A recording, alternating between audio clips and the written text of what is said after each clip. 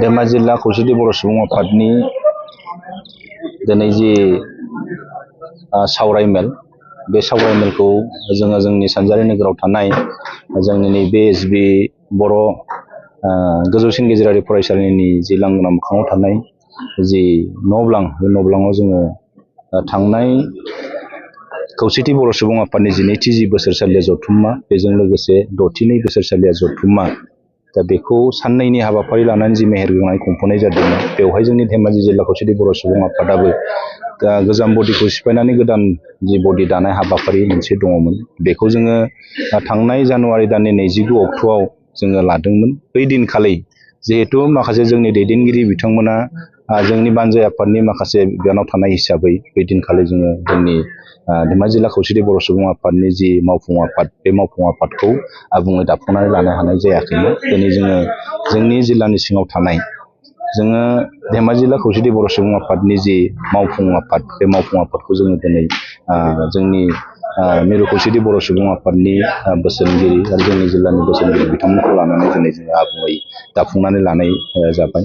जे जोङो दिनै सावरायनायनि गेजेरजों जे जों फैबाय थानाय 2 बोसोरनि थाखाय जे जोंनि थाखानाय जाय बिथांमोना बिबानाव दंमोन माखासेखौ जों बिदियैनो लाखिनानै माखासेखौ जों एसे एनै सोलाय सोल' खालामनानै जोङो बिबानखौ आबुङै दिनै दानानै लाफुंनाय जाबाय। बे समाव आङो जोंनि गोदानै मोननाय बिबानगिरि आरो गोजाम जाय बिबानगिरि बिथांमोननिसिम बे समाव आङो रोजा रोजा साबायखर जासिदों। आरो बेजों लोगोसेनो जोङो दिनै जोंनि धेमाजि जिल्ला खौसेथि बर' सुबुं आफादनि जि बिबान लानाय हाबाफारि आरो बेजों लोगोसे समायखिरा लानाय जि हाबाफारि बेखौबो जोङो दिनै हाबाफारिखौ जों मावफुंनाय जाबाय।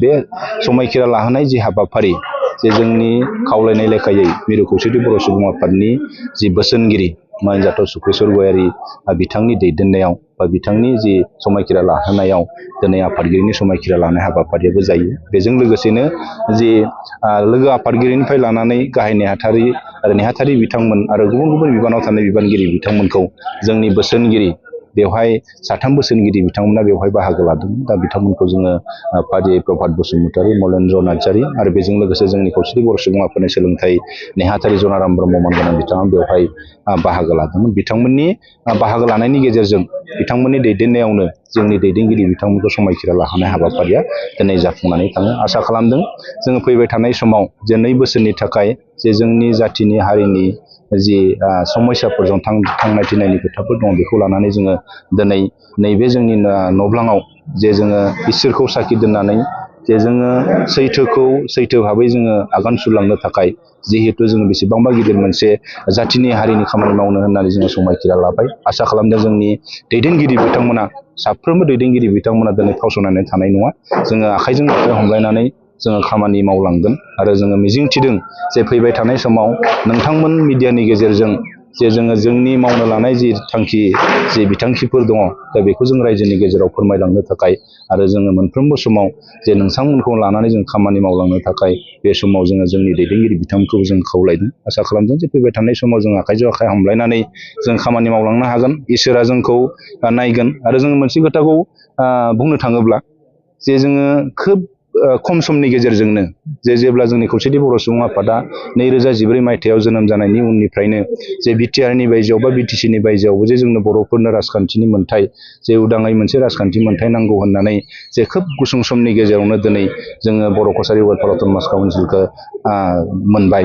दा मोनदोंब्लाबो दिनै आबुं महर जायाखै। हयथ' बेबो आबुं महर जानो थांनायनि लामायाव दङ, बेबो जागोन। दा बेनि थाखाय जोंनि खौसेथि बर' सुबुं आफादा मैखोमै खामानि मावबोबाय थादों आरो जोंबो जोंनि जिल्लानि दैदेनगिरिफोरखौ लानानै गासैबो हाबाफारिफ्राव जे जोंनि ओनसोलावबो मोजां मोजां गथ' गथायफोर ओंखारबाय, सोलोंथायानो जा माखासे इभेन्ट्सफोरानो जा दा बेफोरनि सायावबो जोङो सावरायलायनायनि गेजेरजों जे जोंनिफ्रायबो गोबां मोजां मोजां गथ'फोर जों दिहुनलांनो हायो नामा, लाबोनो हायो नामा, बेनि सायावबो जोङो सरसा खालामबाय थादों। आसा खालामदों फैबाय थानाय समाव जोङो बयबो खौसेयै खामानि मावलांनो हागोन आरो जोंनि साननायफ्रा जे जाफुंगोन आंहा इसोरनि खाथियाव फोथायनाय दङ।